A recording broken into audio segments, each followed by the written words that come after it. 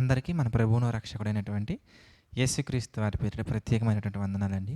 ప్రియులారా, మనలో చాలామంది దేవుడి ద్వారా ఎన్నో మేలులు పొందుకుంటారండి. కానీ ఆ మేలులను వేరే వారికి వివరించే విషయంలో గానీ, ఆయన యొక్క గొప్ప బలాన్ని, ఆయన యొక్క గొప్ప శక్తిని, ఆయన యొక్క మహోన్నతమైనటువంటి ప్రసన్నతను అనేక మందికి వివరించే విషయంలో వెనకడుగు వేస్తూ ఉంటారు. కానీ బైబిల్‌లో మనకి చాలామంది భక్తులు కనబడుతుంటారండి. వాళ్ళు యొక్క మాటలు మనం ఒకసారి ఈ సందర్భంలో జ్ఞాపకం చేసుకుందాం. 92వ కీర్తన ఒకసారి చూద్దాం. 92వ కీర్తన మనం చూస్తేనండి 1 నుంచి మనం చూద్దాం. వారి యొక్క ఆలోచన విధానం ఎలా ఉందో మీరు చూడండి ప్రియులారా. యెహోవాను స్తుతించుట మంచిది. మహోన్నతుడా, నీ నామమును కీర్తించుట మంచిది. చూడండి కంటిన్యూషన్‌లో, ఉదయమున నీ కృపను, ప్రతి రాత్రి నీ విశ్వాస్యతను 10 తంతుల స్వరమండలముతోనూ గంభీర ధ్వనిగల సితారతోనూ ప్రచురించుట మంచిది. చూడండి ప్రియులారా, రాత్రి నిద్రించినటువంటి మనము మరలా ఉదయాన్నే నిద్ర లేస్తున్నామంటే, మృతుల సంఖ్యలో చేరక సజీవుల సంఖ్యలో మనం ఉన్నామంటే అది కేవలము కూడా దేవుని యొక్క కృప మాత్రమే.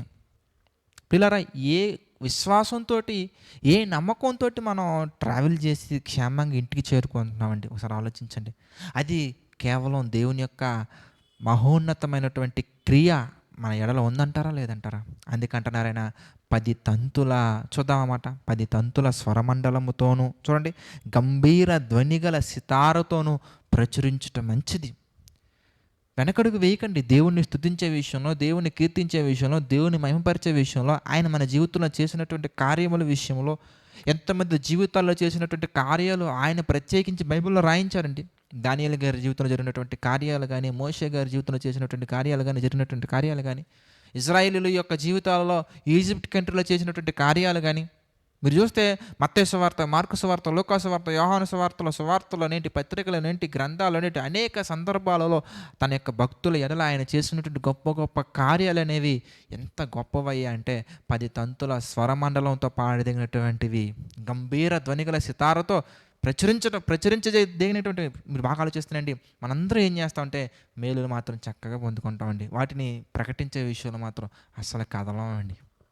మీ జీవితంలో దేవుడు చేసినటువంటి మేలులు పంచుకుంటారా అని అడిగా అనుకోండి ఎవరినైనా కానీ, వాళ్ళు ఎలా ఆలోచిస్తారంటే ఈ చిన్నది కూడా చెప్పాలి, ఆ చిన్నది కూడా చెప్పాలంటారు. కానీ ఉదయాన్నే నువ్వు నిద్ర లేవగలుగుతున్నావు అంటే, రాత్రి నిద్రించినటువంటి నీవు ఉదయాన్నే చూడగలుగుతున్నావంటే అది కేవలం దేవునికి కృప మాత్రమే. చూద్దాం ఆ మాట ఒకసారి. 92వ కీర్తన మనం చూస్తానండి, 3వ వచనంలో మనకు కనబడుతుందండి. ఉదయమున నీ కృపను, ప్రతి రాత్రి నీ విశ్వాస్యతను 10 తంతుల స్వరమండలముతోనూ గంభీర ధ్వనిగల సితారతోను ప్రచురించుట మంచిది అని మాట్లాడుతునండి.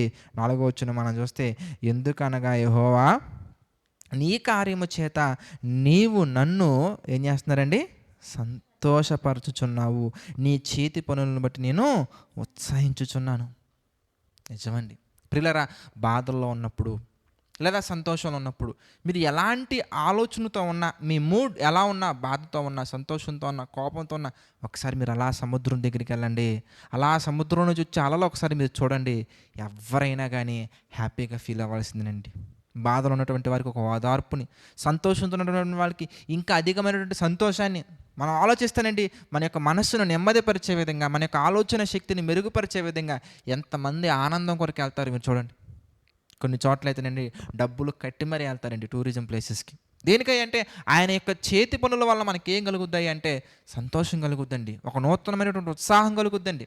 అది ప్రకృతి ద్వారా మాత్రమే కాదండి, మన జీవితంలో జరిగే ఎన్నో అద్భుతాల ద్వారా కూడా, మన జీవితంలో దేవుడు జరిగించే అద్భుత కార్యాల ద్వారా కావచ్చు, ఆయన మన జీవితంలో చేసే మేలుల ద్వారా కావచ్చు. అందుకే దేవుని యొక్క వాక్యం సెలవిస్తుందండి, తన భక్తుల ద్వారా ఆయనను స్తుతించుట మంచిది, ఆయన యొక్క చేతి పనులను ప్రచురించుట మంచిది. అది క్యాజువల్గా కాదు, జస్ట్ లైక్ దట్గా కాదు, 10 తంతుల స్వర మండలముతోటి, ఏమండి, గంభీర ధ్వనిగల సితారతోటి ప్రచురించుట మంచిది. కనుక దేవుణ్ణి స్తుతించే విషయంలో కానీ, దేవుని ఆరాధించే విషయంలో కానీ, దేవుడు మన జీవితాల్లో చేసినటువంటి మేలులను ఇతరులకు చెప్పే విషయంలో కానీ ఎప్పుడు కూడా వెనకడుగు వేయకండి.